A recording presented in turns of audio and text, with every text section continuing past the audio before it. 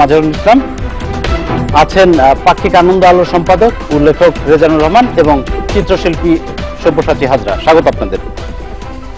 মাজার ভাই, আপনি তো অন্য প্রকাশের কর্মধার, তার পাশাপাশি বাংলাদেশ জ্ঞান ও সৃজনশীল প্রকাশনীর সভাপতিও বটে। ওইটাও একটা বড় পরিচয়, বইমেলার আয়োজনে বিশেষ করে।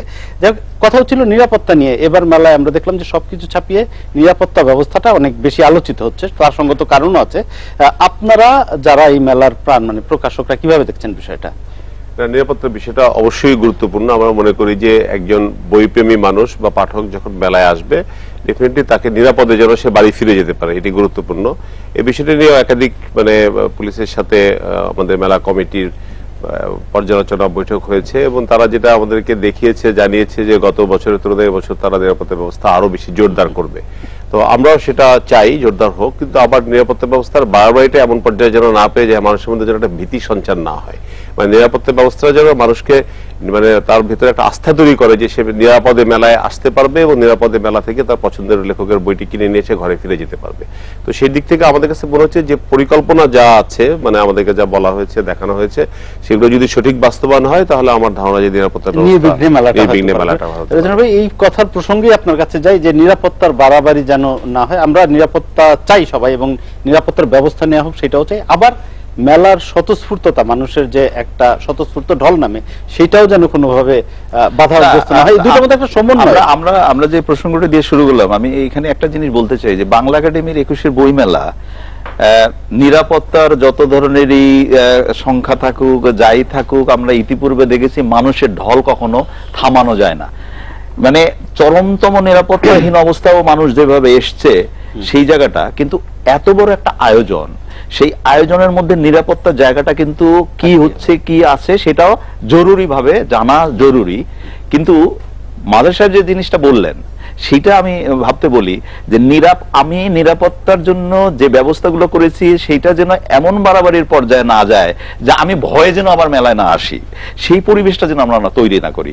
এত বড় একটা আয়োজনের মধ্যে নিরাপত্তার যে চাদর বলি আমরা, সেটা থাকতেই হবে। তার মানে অনেক মানুষ তো আসে, যেমন আজকের মেলায় 3টা দিন গেল মেলা, আজকে যে মানুষ এসছে সেই মানুষকে দেখে তো আমি মনে করি যে এবারের বইমেলা অনেক বেশি গতবার অন্যান্য বারের চেয়ে বেশি জমবে, কিন্তু প্রথম দিন থেকে। কিন্তু সেই জায়গাটাতে নিরাপত্তার আমি আয়োজনটা তো অবশ্যই করব, কিন্তু একটা অনুরোধ যেটা থাকে বাড়াবাড়ির পর্যায়ে যেন। আমি একটা ছোট্ট উদাহরণ দিই আপনাকে। যেমন উদ্বোধনী দিনে মাননীয় প্রধানমন্ত্রীর অনুষ্ঠান থাকা মানে হচ্ছে নিরাপত্তার একেবারে কড়াকড়ি থাকবেই, সর্বোচ্চ নিরাপত্তা। কিন্তু আমি একজন সাংবাদিক একটা কলম নিয়ে যাব, আমার পকেটে একটা শীষ পেন ছিল, সেই শীষ পেনটা পর্যন্ত আমি বললাম যে ভাই আমি সাংবাদিক, আমি লিখতে। একজন আমাকে মোটামুটি একটু ধমকেশ্বরে বললো আপনাকে বললাম আপনি রেখে যান, আমি কলমটা রেখে এসেছি। এইটা কিন্তু আমার কাছে মনে হয় বাড়াবাড়ি। এই বাড়াবাড়িটা না করলেও চলতো। আমি এই কলমটা দিয়ে কি করব? আমি তো লিখবো। আমি উদাহরণের জায়গায় বললাম এই বাড়াবাড়িটা যেন না থাকে, কিন্তু নিরাপত্তাটা থাকতে হবে। মানুষকে কি বলবো, সন্তোষজনক ভাবে আগ্রহী করে তুলতে হবে যে আমি যে মেলাটায় যাব সেই মেলাটা নিরাপত্তা আছে, আমি নির্বিঘ্নে যাব। মাঝার যেটা বললেন যে আমি যেন নিরাপদে যেতে পারি, নিরাপদে ফিরতে পারি। অবশ্যই এই যে নিরাপত্তা নিয়ে কথা হচ্ছে, যেই বিষয়টি এবার অনেক আলোচিত হচ্ছে সেটা হচ্ছে যে কোন গ্রন্থে যেন এমন কোন বিষয়বস্তু না থাকে যেটা মানুষের ধর্মীয় অনুভূতিতে আঘাত হানে। এটা তো গ্রন্থের বিষয়বস্তুর বিষয়। আপনারা প্রচ্ছদ করেন, প্রচ্ছদ শিল্পী, আপনাদের উপরে কি এমন কোন নির্দেশনা বা কোন সেলফ সেন্সরশিপ বা অন্য কোনো কিছু কাজ করেছে এইবার, বিশেষ করে মেলার গ্রন্থর প্রচ্ছদ ডিজাইন করতে গিয়ে? যেটা মনে হয় যে ধর্মীয় অনুভূতিতে আঘাত হানে, এই কথাটার মধ্যে আমার একটা ত্রুটি মনে হয়। কেন যে বইগুলোর আগে আসলে ধর্মীয় অনুভূতিতে আঘাত করেনি, সেই বইগুলো লেখকগুলো দেখা গেছে বেশি আক্রান্ত হয়েছে। অথচ বই খোঁজ করলে দেখা গেছে সাবজেক্টের মধ্যে ধর্মীয় বিষয়ে অনুভূতির কোনো প্রসঙ্গই সেখানে থাকে না, হয়তো কিছু সত্য উচ্চারণ থাকে। তো আমার যেটা মনে হয়, আমাদের কাছে যে বইগুলো আছে সেগুলো প্রকাশকদের হাত ঘুরেই, তো তাদের হয়তো একটা সেন্সরশিপ তৈরি হয়েছে, তারা হয়তো একটা এডিটোরিয়াল বোর্ড রাখছেন যে কথাগুলো একটি দৃষ্টিকটু বা কোনো একটা পক্ষকে বা কোনো একটা জায়গাকে সাবধান করে বা তাদেরকে আঘাত করে সেই বিষয়কে এড়িয়ে থাকা। আর আমার যেটা ব্যক্তিগত প্রসঙ্গ, যে প্রচ্ছদ শিল্পী বা চিত্রশিল্পী হিসেবে আমার একটা দায় থাকে যে লেখাটার আসল বিষয়বস্তুটা তুলে ধরা। ওইখানে আমার নিজস্ব কোনো সেন্সরশিপ কাজ করেনি, এটা আমি বলতে চাই। এবং যতই যে লেখাই যতটাই রিলেটেড বা একটু অপ্রাসঙ্গিক হোক বা প্রাসঙ্গিক হোক, ওই সাবজেক্টটাকে তুলে ধরা, সেখানে ওই বাধ্যবাধকতাটা অন্তত আমার ক্ষেত্রে কাজ করেনি। রাজা ভাই, এই প্রসঙ্গেই আসে আপনার কাছে, এই যে বইয়ের কন্টেন্ট নিয়ে এবার মানে বিষয়বস্তু নিয়ে অনেক কথা হচ্ছে, আপনারা কি পন্থা বা কি পদ্ধতি অবলম্বন করেছেন যে এই বিষয়গুলোকে একটু নজরদারিতে আনার জন্য, নাকি বরাবরই আপনারা করে থাকেন এটা? এটা আসলে হচ্ছে যে আমি তো মনে করি যে এটা প্রথম সেন্সরশিপটা হচ্ছে পাঠকদের কাছ থেকে, যে পাঠক একটা বই প্রকাশ হওয়ার পরে সে সেটাকে কিভাবে নিচ্ছে, তার কন্টেন্টটাকে কিভাবে নিচ্ছে।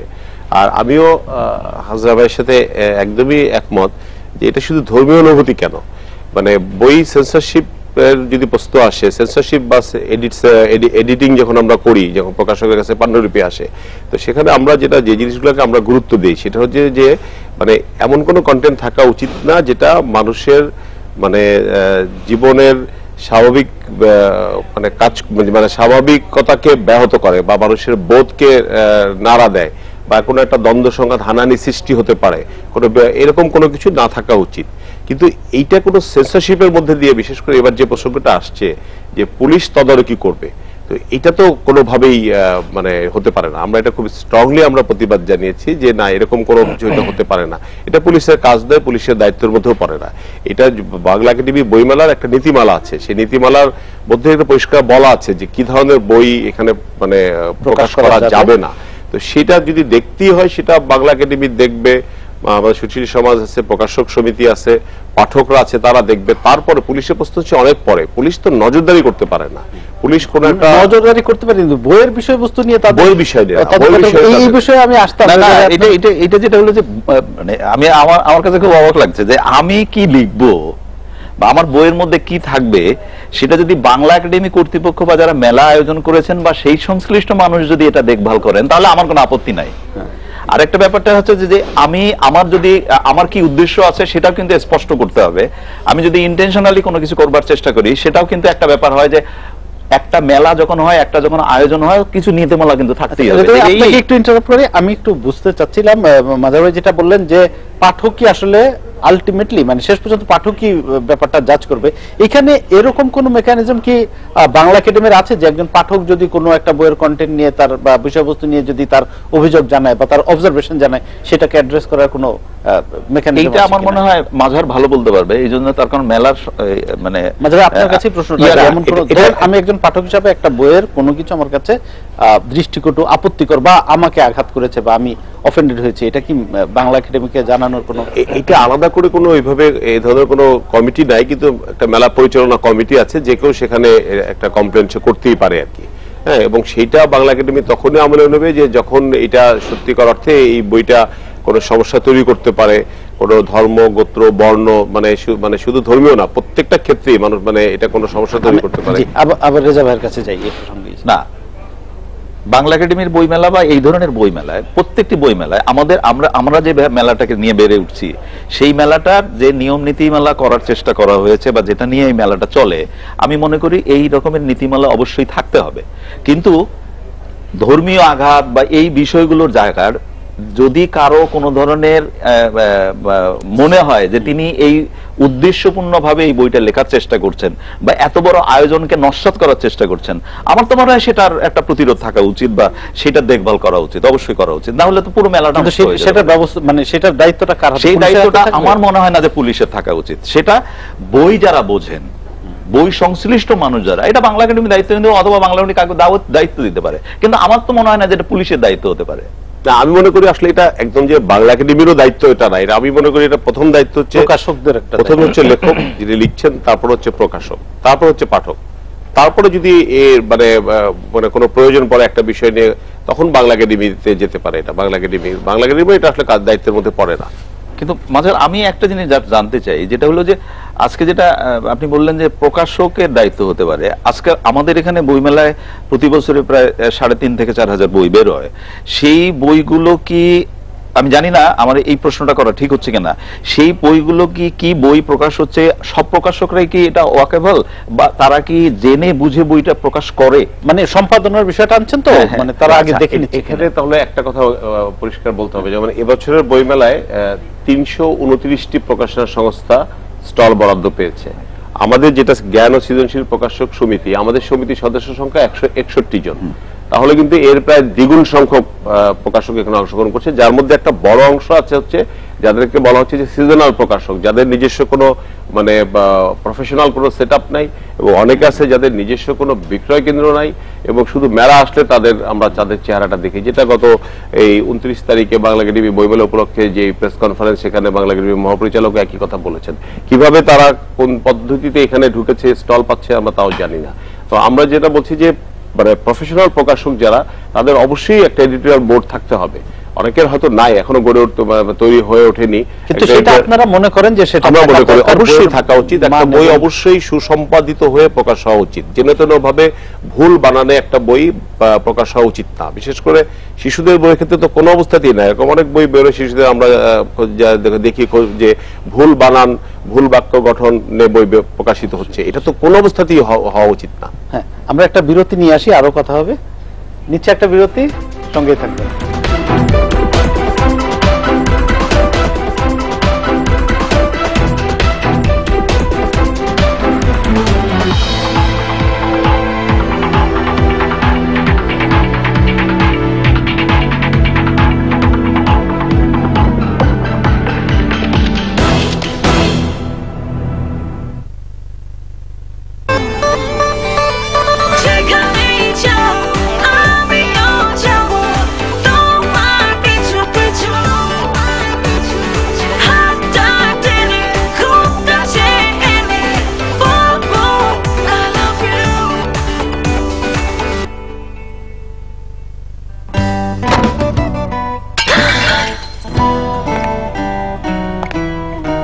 ভাইয়া, মানুষের কপাল খোলে, আপনার খোলে টাইলস। সাধারণ সিমেন্ট বালু বাদ দিয়ে পলিমারযুক্ত খাদিম স্টাইল অ্যাডহেসিভ ব্যবহার করুন।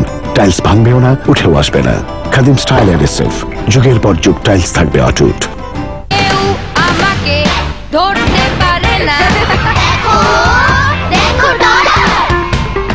আমি পাঞ্জালরি আর ছেলেদেরও হারিয়ে দেই। এমন প্রশ্ন করে সবাই কনফিউজড হয়ে যায়। x + 10 y - 5 এর সমান হলে y x এর বড় হবে। দেখো শারবার, বাচ্চারা করছে এত বেশি, তাই নিউট্রিশনে চাই আরেকটু বেশি। তাই দুধের সাথে হরলিক্স, কারণ এটি ক্লিনিক্যালি প্রমাণিত হরলিক্স বাচ্চাদের টলার, স্ট্রঙ্গার, শার্পার করে। এত মজবুত খাদিম টাইল অ্যাডহেসিভে আছে পলিমার, যা মেঝে ও দেয়ালের সাথে টাইলসের বন্ধনকে করে আরো মজবুত। খাদিম টাইল অ্যাডহেসিভ, চিরদিনের বন্ধন। একটি সাফল্য যেন বাদ না পড়ে, হাওড়া চাই আকাশ ছোঁয়া, প্রতিটি স্বপ্ন পাগলা আনন্দের একটি মুহূর্ত। মল্টেড বার্লি হতে তৈরি ভিটামিন, ক্যালসিয়াম, মিনারেল ও প্রোটিন সমৃদ্ধ নতুন ওভালটিন, আপনার পরিবারের সম্পূর্ণ পুষ্টির উৎস। অনেক কিছু করার শক্তি, বেশি কিছু হওয়ার ক্ষমতা, আনন্দে পরিপূর্ণ জীবনের নিশ্চয়তা। নতুন ওভালটিন, পরিবারের সম্পূর্ণ পুষ্টির উৎস। পানির প্রয়োজনে আমরা আছি সবসময় আপনার পাশে। বাংলাদেশের সর্বাধিক ব্যবহৃত পানির ট্যাঙ্ক গাজী ট্যাঙ্ক, গাজীর প্রথম, গাজীর সেরা। বাংলাদেশের সমৃদ্ধিতে গাজী গ্রুপ। এবার দেখুন সব রঙের কাপড়ের আসল গ্ল্যামার। চমক 3-in-1 আলট্রা ফেব্রিক ব্রাইটনার, মাত্র 3 ফোঁটায় সাদা হয় আরো ধবধবে, রঙিন কাপড় আরো উজ্জ্বল, আর অ্যান্টিব্যাকটেরিয়াল এজেন্ট কাপড়কে রাখে জীবাণুমুক্ত।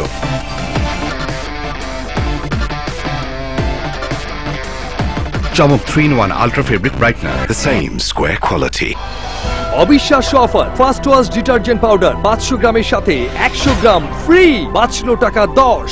সাদার নতুন নাম ফার্স্ট ওয়াশ ডিটারজেন্ট পাউডার। বাসায় এসেছে সিঙ্গার এলইডি টিভি, টিভির চাইতেও বেশি কিছু।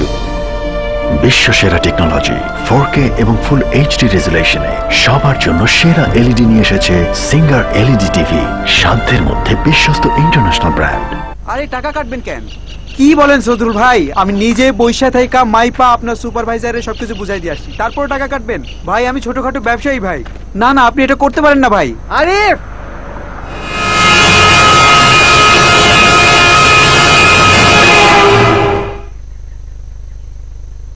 এমন শকিং মুহূর্তে সাবধানতাই তাই নিরাপত্তা।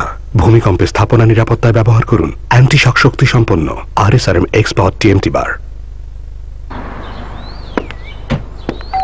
আরে ডাক্তার ভাই যে কি পথ ভুলে নাকি? কাজের চাপে সময়ই পাই না। আগে বসো।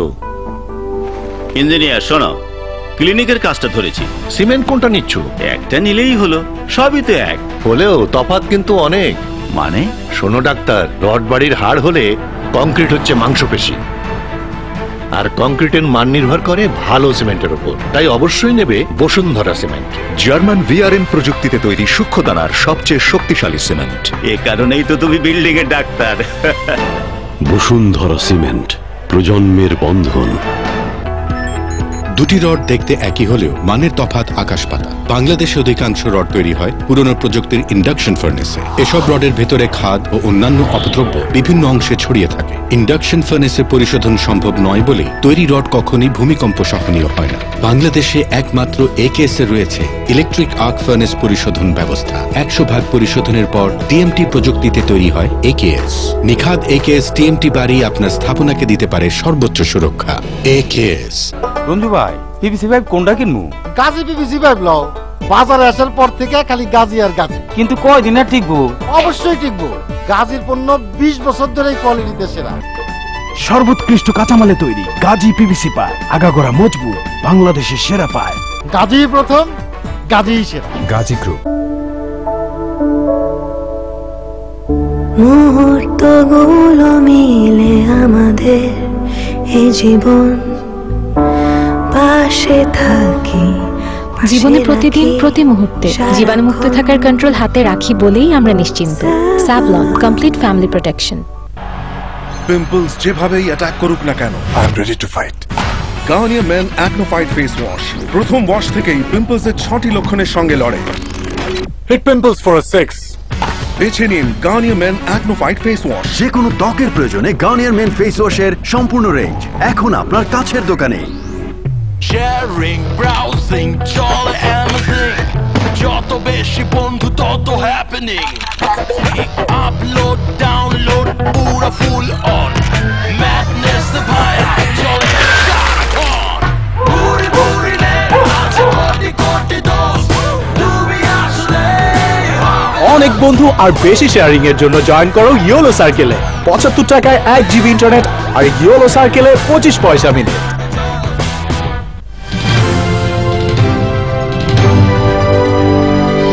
ইন্ডিপেন্ডেন্ট টেলিভিশন, 24 ঘন্টায় খবর।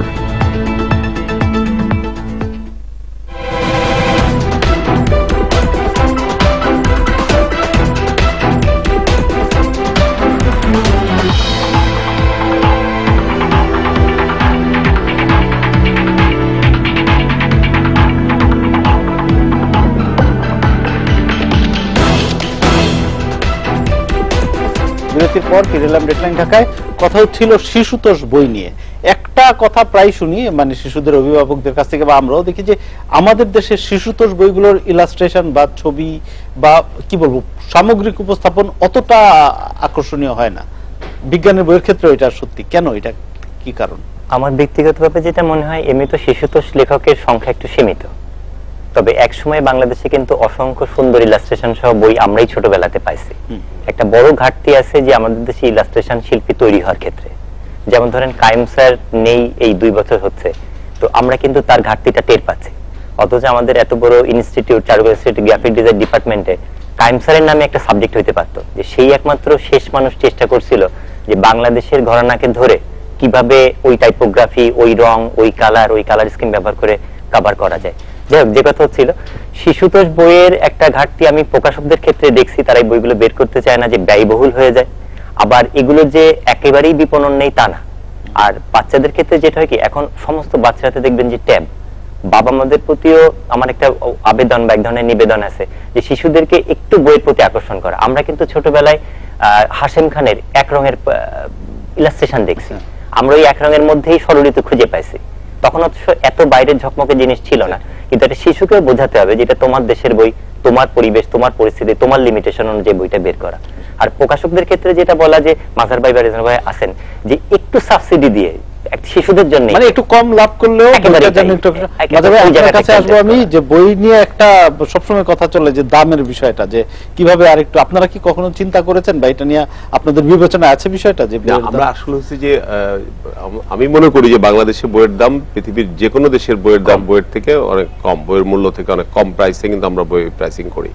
আর বইয়ের যে প্রাইসিংটা হয় সেটা ডিপেন্ড করে আসলে কাগজ এবং প্রিন্টিং ম্যাটেরিয়াল কস্টের উপরে ডিপেন্ড করে। আরেকটা হচ্ছে যে একটা বই আমি কত কপি, মানে এটার মুদ্রণ হচ্ছে কত কপি, সেটা একটা কিন্তু গুরুত্বপূর্ণ। এই যে 4000 বই যেটা প্রকাশ হচ্ছে বলা হলো, এর মধ্যে 4000 বইয়ের মধ্যে যদি 4000 বই প্রকাশ হয়, 3950টা বই প্রকাশ হয় আমার ধারণা সবই এগুলো 300 কপির নিচে মুদ্রণ হয়। একটা বই যখন 300 কপির, মানে এটার মুদ্রণ সংখ্যা যখন 300 হয়, প্রোডাকশন কস্ট অটোমেটিক বেড়ে যায়। কিন্তু যেটা 2000 কপি বিক্রি হয় সেই বইটার অটোমেটিক্যালি সেগুলো কিন্তু কস্ট কিছুটা কমানো হয়। যেমন হুমায়ুন আহমেদের বইয়ের যখন ব্যাপক প্রোডাকশন থাকে, তার হতে 40-50 হাজার কপি নতুন বই বেরোলে একবারে শুধু মেলাতেই বিক্রি হতো। তো সেই বইটার আমি যেভাবে প্রাইসিং করতে পারবো, যে বইটা 300 কপি বিক্রি হচ্ছে সেটা প্রাইসিং কিন্তু এভাবে করতে পারবো না। আর যেটা আমাদের হাজরা ভাই যে কথাটা বললেন, শিশুতোষ বইয়ের ক্ষেত্রে এটা মানে ইলাস্ট্রেশনটা আসলে অনেক ব্যয়বহুল হয়ে যায়। শিশুদের বইয়ের দাম আমরা সবসময় চেষ্টা করি একটু কম রাখার। আর এখানে আরেকটা প্রধান যে বিষয়টা আসছে সেটা হচ্ছে যে আমাদের সরকারি যে মানে বই ক্রয় যে নীতি আছে বা ওইখানে যে বাজেট বরাদ্দ আছে, এইটা অসম্ভব রকম কম। মানে এটা সামগ্রিকভাবে আমাদের প্রকাশনা শিল্পকে এগিয়ে নিয়ে যাওয়ার ক্ষেত্রে এইখানে বাজেট বরাদ্দ যদি বাড়ানো না হয় তাহলে এটা কিন্তু মানে খুব বেশি দূর এগোবে না। আমাদের পার্শ্ববর্তী দেশে এই যে এখন চলতেছে মানে কলকাতা আন্তর্জাতিক পুস্তক মেলা, সেখানে যত বই মেলায় প্রকাশিত হবে প্রতিটা বই একটি নির্দিষ্ট হারে সরকার ক্রয় করে নেবে। তো এখানে এটা একটু একটা বড় বিষয় আছে যে ক্রয় করে নিয়ে কি কেন করবে, লাইব্রেরি পাঠাগার, দেশ বড়। হ্যাঁ হ্যাঁ। তো আমাদের এইখানে মানে এটা যেমন সারা বছরে 5 কোটি টাকা বরাদ্দ, গত বছরে ছিল, এবছরও বাজেটে এটা 5 কোটি টাকা বরাদ্দ। তো 5 কোটি টাকায় আপনি কি বই কিনবেন? একটু যে শুধু সম্পৃক্ত হতে যাচ্ছে যে এই বইগুলো বের করা হচ্ছে না জন্য আপনি দেখবেন যে বই মেলাতে অসংখ্য বাচ্চাদের বই আছে, ডোরিমন বিদেশি বইয়ের উপরে শুধুমাত্র বাংলা লেখা তুলে দেয়া, এই বইগুলোর বিস্তারটা বাড়তেছে। যদি তাই না হয় লেখকগত ইলাস্ট্রেশন, তাহলে সে আমাদের পুরনো বইগুলো, ক্লাসিক্যাল বইগুলো যদি আবার রিপ্রিন্ট করা সম্ভব হয়, মুদ্রণ করা সম্ভব হয়, আবার সেই সুকুমার, আবার সেই সন্দেশ, আবার আমাদের এখানকার শিশু একাডেমি থেকে প্রকাশিত অসংখ্য ভালো ভালো রচনা বই, সেটা আমার মনে হয় আমি শিশুদের বইয়ের ক্ষেত্রে একটা হাজরা, আমি জানি না আমার সাথে একমত হবেন কিনা, ইলাস্ট্রেশনের জায়গাটা আমাদের তথ্য প্রযুক্তির সুযোগ সুবিধার কারণে অনেকে আবার এমন কিছু ইলাস্ট্রেশন বইয়ের মধ্যে দিয়ে দিচ্ছেন এত সহজ ভাবে, আমার কাছে মনে হচ্ছে সেটা একটা খুব মানে উদ্ভট একটা ব্যাপার হয়ে দাঁড়াচ্ছে। আর আপনি যে প্রসঙ্গটা তুললেন যে বইয়ের দাম এবং অন্যান্য বিষয়গুলো, এটা মাজারের সাথে আমি একমত যে আমাদের দেশে যে বইয়ের দাম সেই বাইরের দেশের বইয়ের দামের তুলনায় অনেক কম, কিন্তু তারপরেও একটা জায়গা থাকে যেটা হলো যে আমাদের ক্রয় ক্ষমতার, আমরা তো বই মানে মনস্ক জাতি হয়ে গড়ে ওঠার চেষ্টা করছি, সেই জায়গা থেকে যতটুকু পারা যায় একটা সহনশীলতার মধ্যে নিয়ে আসা খুব মানে সোজা কথা যাবে। আমার মনে হয় যে একটা মধ্যবিত্ত ফ্যামিলির বাজেটে বই কেনার জন্য কোনো টাকা থাকে বলে আমি মনে করি না। সবকিছু হয়ে যদি বাড়তি থাকে তখন বই কেনা হয়, এটা হচ্ছে। অন্য প্রসঙ্গে বলি যে ধরেন বলা হয় যে এখন বাচ্চাদের বা মানুষের হাতে অনেক বেশি উন্মুক্ত তাদের বিনোদনের ক্ষেত্র, তাদের প্রযুক্তি এবং তথ্য প্রযুক্তি, সেই জন্য বই বিমুখতা পাচ্ছে। কিন্তু আবার উল্টা দিকে দেখি বইমেলাতে প্রচুর বই বিক্রি হচ্ছে। যেমন এখানে যে ইনফরমেশন আমার কাছে আছে 2015 সালের তুলনায় 16 সালে প্রায় ডাবল বিক্রি হয়েছে। বই এসেছিল 3444টি, গত বছর বিক্রি হয়েছে মোট 40,50,00,000 টাকার বই। এটা তো একটা খুবই আশার কথা। আপনাকে যদি আমি আজকের তথ্যটা দিই, সকালবেলা যে বইমেলা চিত্রটা আজকে ছিল সেই তথ্যটা দিতে অনেকে বলার চেষ্টা করছে যে আমাদের ছেলেমেয়েরা বই পড়ে না, কিন্তু আমি ব্যক্তিগতভাবে মনে করি আমাদের যত জনসংখ্যা সেই তুলনায় পঠক মনস্কতা বাড়ছে। আজকে অনেক অভিভাবক তাদের বাচ্চাদেরকে নিয়ে এসছে এবং সেই বাচ্চারা শুধু ঘুরতে আসে নাই, কিন্তু তারা তাদের বাবা মার কাছ থেকে বই কিনেছে। আমি দেখে খুব অবাক হয়েছে এবং তাদের অনেককে জিজ্ঞেস করা হয়েছে তুমি কি বই কিনতে চাও। অনেকে আমাদের দেশের নাম করা জনপ্রিয় মানে কথা সাহিত্যিকদের নাম বলেছে, কেউ বিজ্ঞানের বইয়ের কথা বলেছে, এবং একটা বাচ্চাকে আমি দেখলাম সে বলল যে আমি না মুক্তিযুদ্ধের বই খুঁজছি, আমার বাবা বলেছে মুক্তিযুদ্ধের বই কিনে দেবে। ওই যে মুক্তিযুদ্ধের বইয়ের প্রতি যে তার একটা আগ্রহ তৈরি হলো, সেই আগ্রহটা কিন্তু অনেক বড়। আমাদের এই বই মেলাটা কিন্তু যেভাবে এবার, আমি জানি না কে কিভাবে নেবে, যেভাবে এবার আমাদের বিন্যাসগতভাবে অন্যান্যভাবে বড় হয়েছে, সেই জায়গাটাতে বাচ্চাদের এই পড়ার অভ্যাসটাকে অভিভাবকদের আরো ত্বরান্বিত করা দরকার। মাঝে মাঝে আমরা বিরতিতে যাবো, তার আগে একটা প্রশ্ন রেখেছি আপনার কাছে। ধরেন বইমেলা যে রেজানুর ভাই বললো যে পাঠক তৈরি করে, ক্ষুদে পাঠক হোক বড় পাঠক হোক সেটা না, লেখকও কিন্তু তৈরি করছে। এই যে নতুন লেখকদের একটা অভিযোগ সবসময় যে প্রতিষ্ঠিত প্রকাশকরা তাদের বই আগ্রহ নিয়ে ছাপতে চায় না, এটা একটা অনেক পুরনো বিতর্ক, এটা নিয়ে আসবো আপনার কাছে। বিরতি নিচ্ছি, সঙ্গে থাকবেন।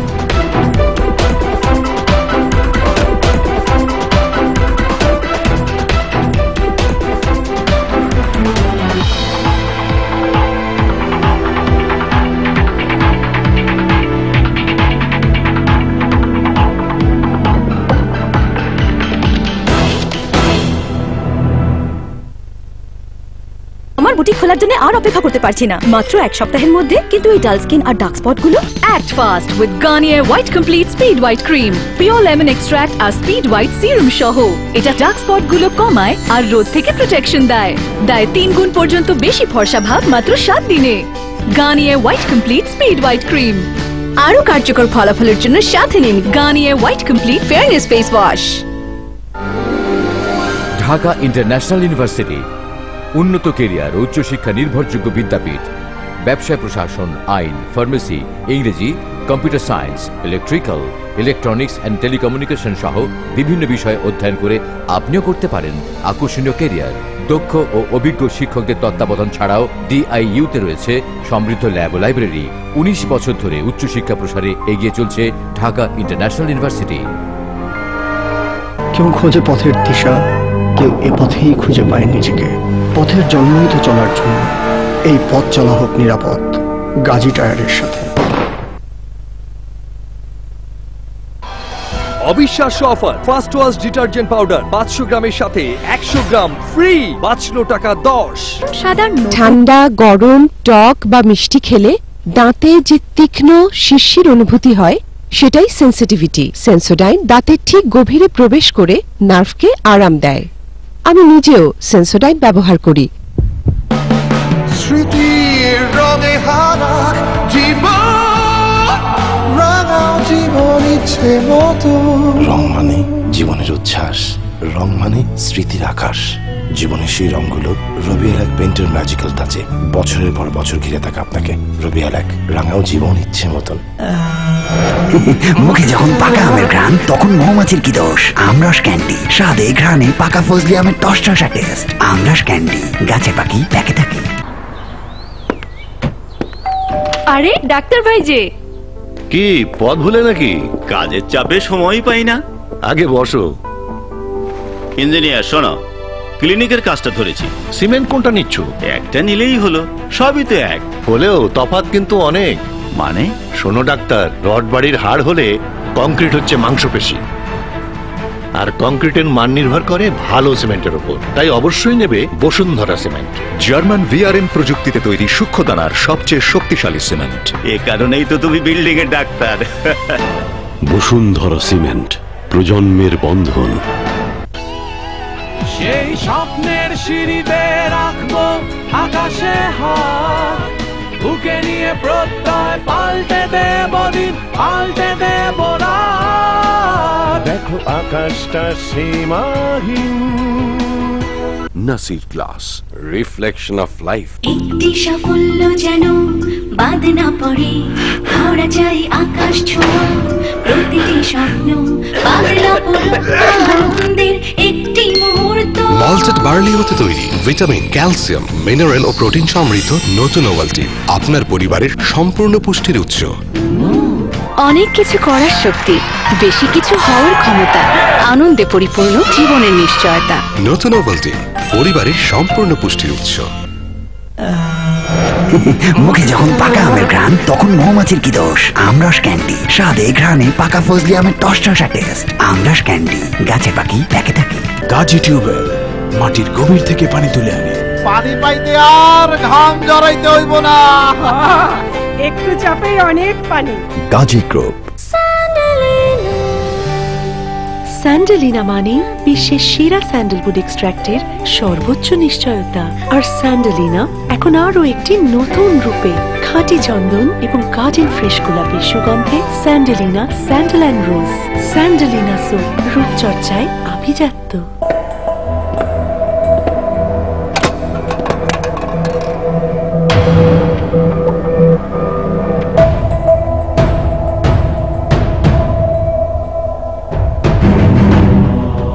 রয়্যাল টাইগার, আমার energy partner. Royal tiger, recharge yourself. আমার সারা দিন শুধু তোমার সাথে।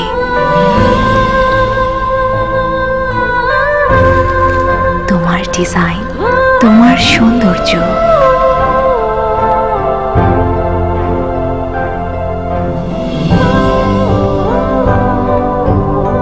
আমার খুশির কারণ। তুমি আমার আরএফএল কিচেন সিঙ্ক। 100% স্টেইনলেস স্টিলে তৈরি গভীর ও প্রশস্ত বোল, ঢালু drain board double step design হওয়ায় পানি জমে থাকে না। আরএফএল কিচেন সিঙ্ক, স্বাস্থ্যকর রান্নাঘর। বার্জার ওয়েদারকোট অ্যান্টিডার্ট লং লাইফে আছে ন্যানো অ্যাডিটিভস, যা দেয়ালের মাইক্রোপুটসকে পূরণ করে, ফলে আপনার বাড়ি থাকে ধুলো ময়লা থেকে সুরক্ষিত বছরের পর বছর। মুহূর্তগুলো মিলে আমাদের এই জীবন, পাশে থাকি জীবনে প্রতিদিন প্রতি মুহূর্তে জীবাণুমুক্ত থাকার কন্ট্রোল হাতে রাখি বলেই আমরা নিশ্চিন্ত। Savlon complete family protection. Pimples যেভাবেই অ্যাটাক করুক না কেন, I am ready to fight. Garnier Men AcnoFight face wash প্রথম ওয়াশ থেকেই পিম্পলসের 6টি লক্ষণের সঙ্গে লড়ে। Hit pimples for a 6। বেছে নিন Garnier Men AcnoFight face wash. যে কোনো ত্বকের প্রয়োজনে গার্নিয়ার মেন ফেস ওয়াশের সম্পূর্ণ রেঞ্জ এখন আপনার কাছের দোকানে।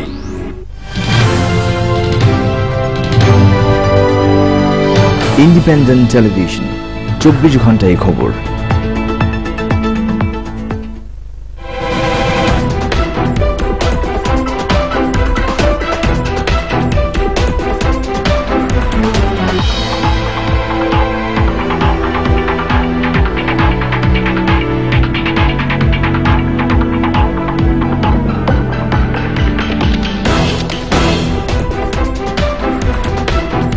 বিরতির পর ফিরে এলাম ডেডলাইন ঢাকায়। মাঝে যে প্রশ্নটা রেখে গিয়েছিলাম, নবীন লেখকদের একটা অভিযোগ থাকে যে প্রতিষ্ঠিত প্রকাশকরা আপনাদের মতো তারা তাদের বইগুলো খুব আগ্রহী না ছাপার জন্য। না, এটা এই অভিযোগটা একেবারেই সঠিক না, কারণ আমরা প্রত্যেক বছরই নবীন লেখকদের বই ছাপছি এবং প্রথম কথা হচ্ছে যে নবীন লেখক হোক আর প্রবীণ লেখক হোক, লেখাটা মানসম্পন্ন হতে হবে এবং একজন প্রকাশক যখন একটা পাণ্ডুলিপি বই আকারে করার পরিকল্পনা করবে তার মাথায় যেটা থাকবে যে এই পাণ্ডুলিপিটি প্রকাশযোগ্য কিনা, এই পাণ্ডুলিপিটি পাঠকের জন্য কোনো উপকার আসবে কিনা, এই পাণ্ডুলিপিটি পাঠক গ্রহণ করবে কিনা, এই বিষয়গুলো তো গুরুত্বপূর্ণ। যেমন এই বছরে যে কালিয় কলম সাহিত্য পুরস্কার পেল নওশাদ জামিল, এ তো গত বছর তার বই আমরাই প্রকাশ করেছি। তো এরকম সাদিয়া মাহাজেবিন গত বছর অন্যদিন হুমায়ুন আহমেদ অন্যদিন সাহিত্য পুরস্কার পেল প্রথম বই পা গ্রন্থের জন্য, তার বই তো প্রকাশ হয়েছে। তো এরকম কিন্তু এই কাজে অভিযোগটা সঠিক না। এখন অনেকেই চাচ্ছে যে কিছু লেখালেখি শুরু করে একটা দুটো গল্প লিখে বা একটা উপন্যাস লিখেই সে প্রথমেই যেটা চায় যে বই আকারে প্রকাশ করতে হবে, এটা লেখাটা কতটা মানসম্পন্ন বা এটা প্রকাশযোগ্য কিনা এই বিচারটা কিন্তু থাকে না। তা আমরা যেটা সাজেশন দেই যে প্রথমে লেখালেখি করার পর আগে তো এটা দৈনিক পত্রিকাগুলোতে ছাপার ব্যবস্থা করতে, সাহিত্য পাতায়, এবং সেখানে হচ্ছে কি যে পাঠকের রিয়াকশনটা দেখা প্লাস পাঠকের সাথে পরিচিত হওয়া। কারণ পাঠক অপরিচিত কোনো লেখকের বই কিনতে চায় না, আর বই পড়ে দেখে বই কেনার তো কোনো সুযোগ বই মেলায় থাকে না। যেমন বড় বড় বুক শপগুলোতে ঘন্টার পর ঘন্টা মানুষ বই পড়ছে, ফ্লোরে বসে বই পড়ছে, পাতা উল্টাচ্ছে, 15-20 পাতা পড়ে তার ভালো লাগলে সিনোপসিস পড়ছে। এখানে তো সেই সুযোগ নাই, ধাক্কা ধাক্কি করে কোনো রকমের তার প্রিয় লেখকের বইটা সে নিয়ে বাড়ি ফিরতে পারলেই মনে হয় বেঁচে যায় এরকম অবস্থা। তো সে কারণে লেখকের পরিচিত হওয়াটা একটা বড় বিষয়। তা আমার সাজেশন হচ্ছে যে আগে পত্রিকায় লেখালেখি করতে, লিটল ম্যাক থেকে শুরু করে দৈনিক পত্রিকাগুলো, প্রত্যেকটা দৈনিক পত্রিকার সাহিত্য পাতা বেরোয়, সেখানে লিখতে পারে। তারপরে পাক্ষিক পত্রিকা আছে, সাপ্তাহিক পত্রিকা আছে। এটা না করে এরা যেটা করছে যে প্রথমে একটা লিখেই বই করতে চাচ্ছে। আর একটা যেটা খারাপ ট্রেডিশন দাঁড়ায় গেছে যে প্রকাশক যখন বই করতে চাচ্ছে না, আমরা যখন পাণ্ডুলিপিটা ফিরিয়ে দিচ্ছি তখন সে এটা নিজের পয়সায় কোথাও থেকে যে প্রকাশ করার একটা উদ্যোগ নিচ্ছে। এটা কিন্তু আমাদের প্রকাশনা আমি সেই প্রসঙ্গে আসবো আপনার কাছে যে অনেক প্রকাশক লেখকের কাছ থেকে টাকা নিয়ে বই প্রকাশ করছে, লেখক প্রকাশককে টাকা দিচ্ছে, উল্টাটা হচ্ছে। রাজন ভাই, আপনার দীর্ঘদিনের অভিজ্ঞতা আছে বই মেলা কভার করে, আমি যদি ভুল না করে থাকি প্রায় 19 বছরের। তো সেইটার একটা আউটকাম আমরা দেখতে পাই, আপনি বই মেলা প্রতিদিনের বই মেলা একটা করছেন, এবার এটা বলতে 10 বছর। এটার অভিজ্ঞতা একটু বলেন আমাদের। আপনাকে ধন্যবাদ। যেটা হলো যে প্রসঙ্গটা শুনছিলাম ওই ব্যাপারে আমি একটা কথা বলবো। কিন্তু আমি ইত্তেফাকের 19 বছর, ইত্তেফাক এবং আনন্দ আলোর 10 বছর, তারপর 19 আর 10 হলো 29 বছর ধরে আমি বইমেলা কভার করছি। এবং এই বইমেলার অভিজ্ঞতাটা নিয়ে আমরা আনন্দ আলো বইমেলা প্রতিদিন নামে একটা সংখ্যা বের করি প্রতি বছরই। এবার এটা 10 বছরে পড়লো। এর সাথে একটা সাহিত্য পুরস্কার আছে, সিটি আনন্দ আলো সাহিত্য পুরস্কার, এবং সবকিছু মিলিয়ে এই পত্রিকাটা আমরা পাঠককে কিন্তু বিনা পয়সায় দেই। এবং প্রতিদিন এটা 3টার সময় এটা প্রকাশ হয় এবং তারপরে এটা পাঠকদের হাতে চলে যায়। মানে কতগুলো কপি করেন? এটা প্রতিদিনই আমরা 5000 করে ছাপি এবং সেটা আমরা বিভিন্ন জায়গায় বিনা পয়সায় দিয়ে দেই। কিন্তু যে বিষয়টা এখানে উঠেছিল, আমি এই একটা ব্যাপার বলি, যেটা হলো যারা এই অনুষ্ঠানটা দেখছেন, বিশেষ করে তরুণ লেখকরা যারা দেখছেন, আমি একসময় তরুণ লেখক হিসেবে আমি বিভিন্ন জায়গায় ঘুরেছি, আমারও সেই অভিজ্ঞতাটা আছে। কিন্তু আমি একটু বিনীতভাবে একটা অনুরোধ করব, এই বই মেলা কেন্দ্রিক লেখক হওয়ার চেষ্টা করলে কিন্তু লেখক হওয়া যাবে না। সারা বছরই লিখতে হবে, লেখার পরে মাজার যেটা বললেন যে নামটা অন্তত পরিচিতি করা দরকার।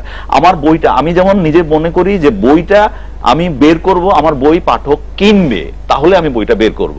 আমি বইটা বের করলাম, আমার সংখ্যা যেমন এই, আমার মাঝে মাঝে খুব অবাক লাগে, আমি জানি না মাজার কিভাবে নেবে। আমি আমার অনেক বন্ধুকে জিজ্ঞেস করি কয়টা বই বেরোচ্ছে, 13টা, কয়টা বই বেরোচ্ছে 20টা, কয়টা বই বেরোচ্ছে 19টা। এতগুলো বই কেন বেরোবে? মানে আমি একটা জিনিস বুঝে পাই না, এতগুলো বই একটা মেলায় কেন বেরোবে, কতগুলো বই এখানে বিক্রি হয়, এই জায়গাগুলো একটু দেখা দরকার। আর অনুরোধ করব মাঝার এবং তাদের এই বিশিষ্ট প্রকাশকদেরকে, একটা অনুরোধ, একটা প্রস্তাবনা আমার, যদি এই বইমেলা শেষ হওয়ার সাথে সাথে আমাদের 20 জন প্রকাশনা সংস্থা যদি 20 জন তরুণকে টার্গেট করে, XYZ 20 জন তরুণকে, এবং তাদেরকে যদি বলে যে আমরা তোমার এই একটা বই বা উপন্যাস বা কবিতা আগামী বছর প্রকাশ করবো, তুমি সারা বছর ধরে তৈরি হও, ওই বইটা সম্পাদনা হবে, ওই বইটা সম্পাদিত হয়ে বইটা বেরোবে, তাহলে এক বছরে আমি 20 জন তরুণের বই আলাদা করে বের করতে পারছি। অন্য প্রকাশ হতে একটা করলো, আরেকজন একটা করলো, এরকম 20টা প্রকাশনা যদি 20 জন তরুণ তরুণীর বই বের করে, তাহলে কিন্তু একটা আলাদা, অন্তত ওই 20 জনের থেকে 5 জন যে দাঁড়াবে না তা কিন্তু না। অবশ্যই। আমি একটু প্রচ্ছদের প্রসঙ্গে আসি আবার। এই যে কথা হচ্ছিল তরুণ লেখকদের বই নিয়ে, আপনি যখন প্রচ্ছদ করেন বা মানে আমাদের প্রকাশনা শিল্পটাই আসলে কেমন যেন বইমেলা কেন্দ্রিক হয়ে গেছে, আপনারাও তো ওই সময়টাই সবচেয়ে ব্যস্ত সময় কাটান, এই যে এত এত বইয়ের প্রচ্ছদ করেন, সেটা কি বইগুলো পড়ার সময় পান? মানে কি বিবেচনায় রাখেন আপনি? মানে যে কোনো বই আসলেই আপনি প্রচ্ছদ করেন, নাকি আপনার কোনো পছন্দ অপছন্দ থাকে? প্রকাশকদের যেমন থাকে যে এই লেখা ছাপ বইটা ছাপ, প্রচ্ছদ করার ক্ষেত্রে আমার ব্যক্তিগত একটা যাচাই বাছাই আছে। আমি এমনি পাণ্ডুলিপি পড়া ছাড়া কোনো বইয়ের কভার করতে চাই না বা করিনি, এবং আমি আসলে সারা বছর ধরে, এবারও সারা বছর ধরে মাঝে 50টা বইয়ের কভার করছি। এটা এখনো সম্পূর্ণ হয়নি, আস্তে আস্তে হবে, কিন্তু পাণ্ডুলিপি পড়া ছাড়া কভার করা একেবারেই অসম্ভব, এটা আমি কোনোভাবেই ভাবতে পারি না। আর সবচেয়ে বড় কথা হচ্ছে যে পাণ্ডুলিপি পড়ে আপনি মনে করলেন যে বইয়ের কভার করবেন না, অসংখ্য আছে। এটা কি বিবেচনা? আমিও দেখছি যে আমি সাধারণত এক ধরনের লেখকের লেখার প্রচ্ছদে ভালো, কোট করার জন্য ভালো, অন্য একটা ব্যাপারে আমি খুব একটা মানে সুবিধার না। যেমন দেখা গেছে যে কবিতার বইয়ের ক্ষেত্রে আমি খুব একটা জুৎসই না, আবার দেখা গেছে প্রবন্ধের বইয়ের ক্ষেত্রে অনেক সময় টাইপফেস্টেজ দিয়ে এটি একটা কাহিনী করতে পারি, তো আমারও তো একটা লিমিটেশন আছে। আবার প্রকাশকরা এখন বুঝে যে কোন বইটা তারে দিলে পরে সে ভালো করতে পারবে, এটা একদিক দিয়ে ভালো হয়েছে। মুষ্টিমেয় খুব মানে সামান্য কিছু প্রকাশকের ওনারাই একটা সিলেক্টিভ করে দেয়, যেহেতু 2-3 বছর ধরে তাদের সাথে কাজের একটা অভিজ্ঞতা আছে, ওই জায়গা থেকে একটা। আবারও একটা বিরতির সময় হয়েছে, বিরতি নিয়ে আসছি, সঙ্গেই থাকবেন, বিরতির পর কথা হবে।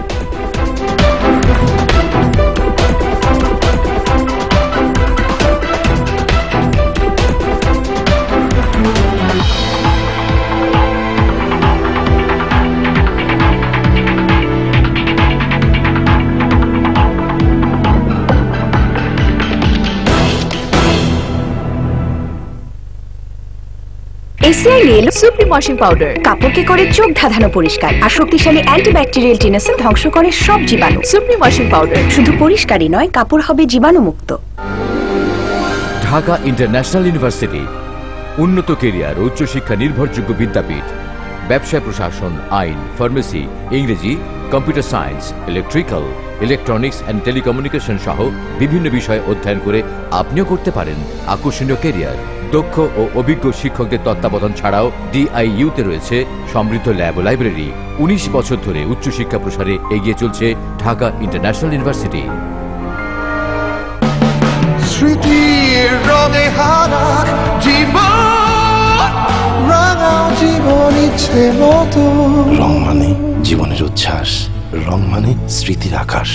জীবনের সেই রংগুলো রবিএল এক পেইন্টের ম্যাজিক্যাল টাচে বছরের পর বছর ঘিরে থাকে আপনাকে। রবিএল এক, রাঙাও জীবন ইচ্ছে মতন। অবিশ্বাস্য offer, first wash detergent powder 500 গ্রামের সাথে 100 গ্রাম ফ্রি, বাঁচলো টাকা 10। সাদার নতুন নাম ফার্স্ট ওয়াশ ডিটারজেন্ট পাউডার। তোরা দেখ দেখ দেখতে চাহিয়া কৃষক খেতে পানি দেয় গাজী পাম্প দিয়া। কৃষক দেখ, গাজী পানির পাম্প, দামে সস্তা, কৃষকের আস্থা। তোমার কণ্ঠ শুনলেই তো আমার গান ধরতে মন চায়। ভাইয়া প্লিজ। রূপে তোমার আগুন জ্বলে, যৌবন ভরা অঙ্গে।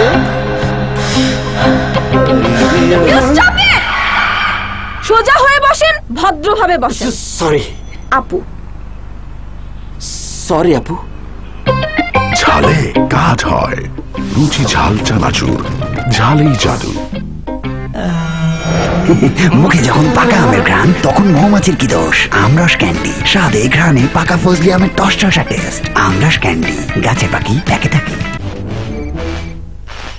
কি ল্যাম্প লাগিয়েছে?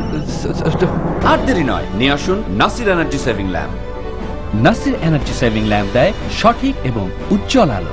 নাসির এনার্জি সেভিং ল্যাম্প শতকরা 80% বিদ্যুৎ সাশ্রয় এবং দিচ্ছে 1 বছরের guarantee. Nasir energy saving lamp, বাংলাদেশের আলো।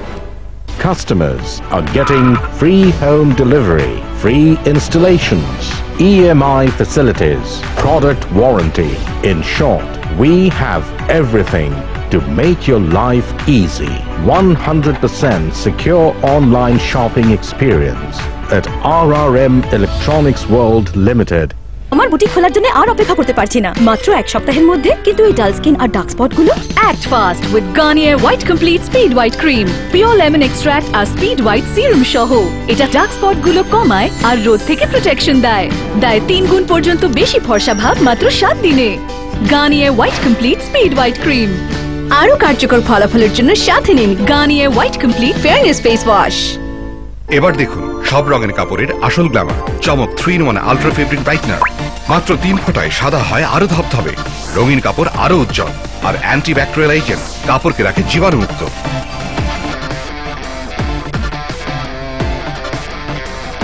চমক 3-in-1 ultra fabric brightener, the same square quality. বাসায় এসেছে সিঙ্গার এলইডি টিভি, টিভির চাইতেও বেশি কিছু। বিশ্বসেরা টেকনোলজি 4K এবং ফুল HD রেজুলেশনে সবার জন্য সেরা এলইডি নিয়ে এসেছে সিঙ্গার এলইডি টিভি, সাধ্যের মধ্যে বিশ্বস্ত ইন্টারন্যাশনাল ব্র্যান্ড। স্যান্ডেলিনা মানে বিশ্বের সেরা স্যান্ডেলউড এক্সট্র্যাক্টের সর্বোচ্চ নিশ্চয়তা। আর স্যান্ডেলিনা এখন আরো একটি নতুন রূপে, খাঁটি চন্দন এবং গার্ডেন ফ্রেশ গোলাপের সুগন্ধে। Sandelina sandal and rose, Sandelina soap, রূপচর্চায় আভিজাত্য। মুখে যখন পাকা আমের ঘ্রাণ তখন মৌমাছির কি দোষ? আমরস ক্যান্ডি, স্বাদে ঘ্রাণে পাকা ফজলি আমের টসটসা টেস্ট। আমরস ক্যান্ডি, গাছে পাখি প্যাকে থাকে।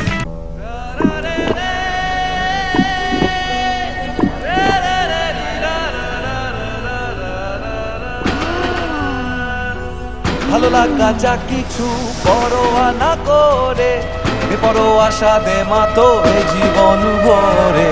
মজার স্বাদ সবটা পাই তাই ইউরো জল জিরা সঙ্গী চাই। ইউরো জল জিরা হজমের ফান্ডা, পেট ঠান্ডা। Berger weather coat antidote long লাইফে আছে ন্যানো অ্যাডিটিভস, যা দেয়ালের মাইক্রোপোর্সকে পূরণ করে, ফলে আপনার বাড়ি থাকে ধুলো ময়লা থেকে সুরক্ষিত বছরের পর বছর। আরে ডাক্তার ভাই যে কি পথ ভুলে নাকি? কাজের চাপে সময়ই পাই না। আগে বসো। ইঞ্জিনিয়ার শোনো, ক্লিনিকের কাজটা ধরেছি। সিমেন্ট কোনটা নিচ্ছ? একটা নিলেই হলো, সবই তো এক। হলেও তফাৎ কিন্তু অনেক। মানে? শোনো ডাক্তার, রড বাড়ির হাড় হলে কংক্রিট হচ্ছে মাংসপেশি, আর কংক্রিটের মান নির্ভর করে ভালো সিমেন্টের উপর। তাই অবশ্যই নেবে বসুন্ধরা সিমেন্ট, জার্মান VRM প্রযুক্তিতে তৈরি সূক্ষ্ম দানার সবচেয়ে শক্তিশালী সিমেন্ট। এ কারণেই তো তুমি বিল্ডিং এর ডাক্তার। বসুন্ধরা সিমেন্ট, প্রজন্মের বন্ধন। একটি সাফল্য যেন বাদ না পড়ে, ধরা যায় আকাশ ছোঁয়া প্রতিটি স্বপ্ন, বাদলা আনন্দের একটি মুহূর্ত। মল্টেড বার্লি হতে তৈরি ভিটামিন, ক্যালসিয়াম, মিনারেল ও প্রোটিন সমৃদ্ধ নতুন ওভালটিন, আপনার পরিবারের সম্পূর্ণ পুষ্টির উৎস। অনেক কিছু করার শক্তি, বেশি কিছু হওয়ার ক্ষমতা, আনন্দে পরিপূর্ণ জীবনের নিশ্চয়তা। নতুন ওভালটিন, পরিবারের সম্পূর্ণ পুষ্টির উৎস।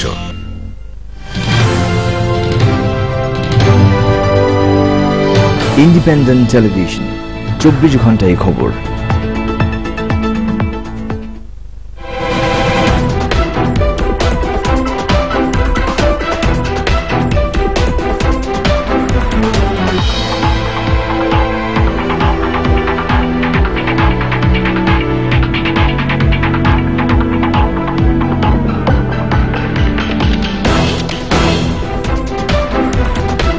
বিরতির পর ফিরে এলাম ডেডলাইন ঢাকায়।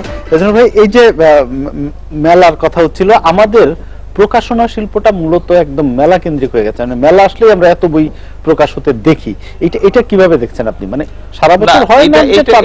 আপনি যেটা বললেন যে একেবারেই যে ঠিক না তা নয়, কিন্তু আমি ব্যক্তিগতভাবে মানে আমার সাংবাদিকতা জীবনের মানে চলাটা প্রকাশকদের সাথেই বেশি। আমার এখানে প্রকাশক বন্ধু বসে আছেন, তার সাথে আমার এই বিষয়গুলো নিয়ে অনেক বেশি কথা হয়। বেশ কিছু প্রকাশনা সংস্থা আমাদের দেশে আছে, আমার মনে হয় এখন আরো বাড়ছে, অন্তত 50-60টি প্রকাশনা সংস্থা হবে যারা প্রতি বছরে সবসময় তারা বই বের করে। মানে ওই যে যেটা সিজনাল আপনি বললেন, সিজনাল করে না।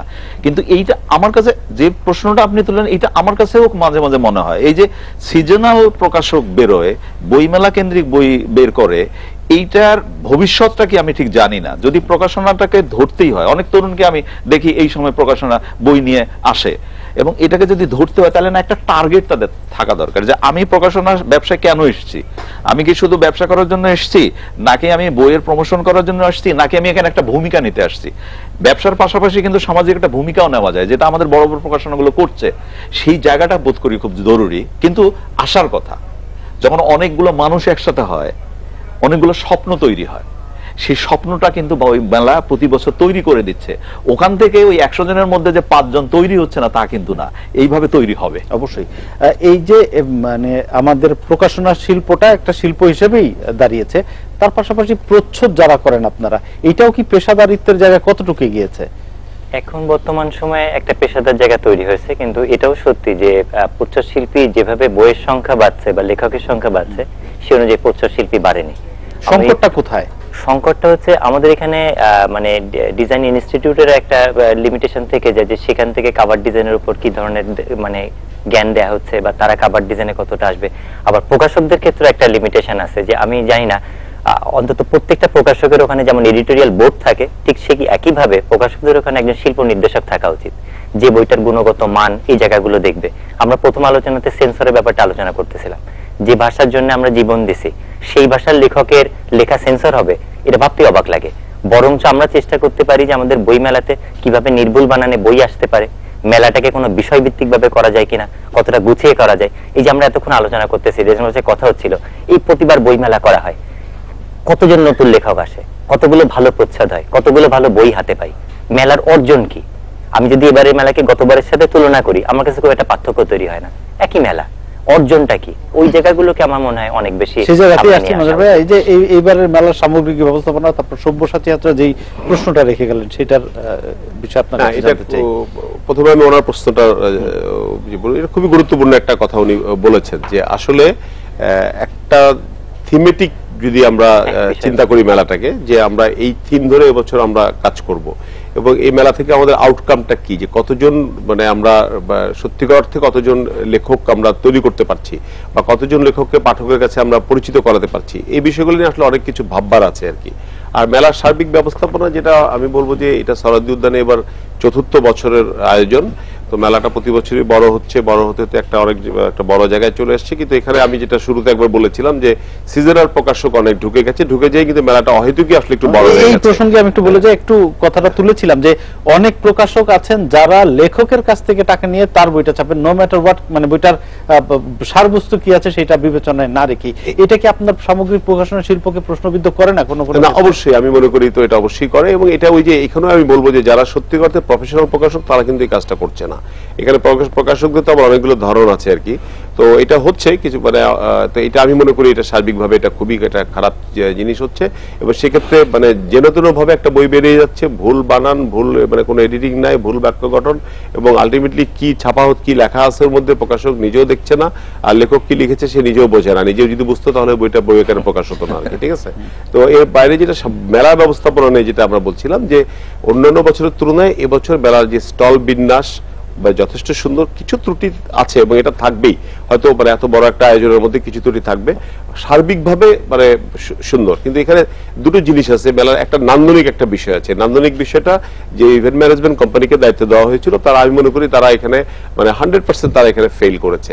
আপনি দেখবেন যে মেলার যে গেটগুলো তারা তৈরি করেছে, যে ডিজাইন এখানে করা হয়েছে, ইভেন মেলার যে উদ্বোধনী অনুষ্ঠান যেটা মাননীয় প্রধানমন্ত্রী উপস্থিত ছিলেন, সেখানে যে ব্যাকড্রপ যেটা আমরা বলি, এগুলো আসলে মানে একেবারেই মানসম্পন্ন না। এবং আজকে 21-এর এই অমর 21 গ্রন্থমেলা যে জায়গায় এসে দাঁড়িয়েছে সেই জায়গার সাথে এগুলো একেবারেই বেমানান, এটা কোনোভাবে মানানসই না। আমি মনে করি যে আগামী বছর থেকে দুটো পার্টে ভাগ করা উচিত। এটা আমরা মহাপরিচালকের সাথে কথাও বলেছি। আজকে আমাদের সমিতি থেকে আমরা 11টা পয়েন্ট উল্লেখ করে, যেগুলো হওয়ার কথা ছিল এখনো হয়নি, দ্রুত বাস্তবায়ন করার জন্য আমরা বলেছি, অনুরোধ জানিয়েছি। যেমন ভেতরে বসার ব্যবস্থা করা, আপনার টয়লেটের সুবন্দোবস্ত না করা, মাঠটা লেবেলিং অনেক জায়গায় এখনো হয়নি, অনেক জায়গায় রাস্তা তৈরি হয়নি, এরকম নানা রকম চিত্র আছে। আশা করছি আমরা হয়ে যাবে। মেলার আলোর স্বল্পতা, এগুলো পাশাপাশি যেটাই বলছিলাম যে নান্দনিক বিষয়টাকে আলাদা করে দেওয়া, যারা এই জিনিসগুলোর সাথে যুক্ত তাদেরকে এই দায়িত্বটা দেওয়া, আর এই যে মানে ইনফ্রাস্ট্রাকচার তৈরি করাটা আলাদা করা, তাহলে হয়তো এই জিনিসটা আরো উন্নত হবে। আমরা অনুষ্ঠানের শেষ পর্যায়ে চলে এসেছি। ধন্যবাদ আমাদের স্টুডিওতে আসার জন্য। এই ছিল আজকে ডেডলাইন ঢাকা। দেখা হবে আগামী শুক্রবার এই সময়। ভালো থাকুন, সুস্থ থাকুন, শুভরাত্রি।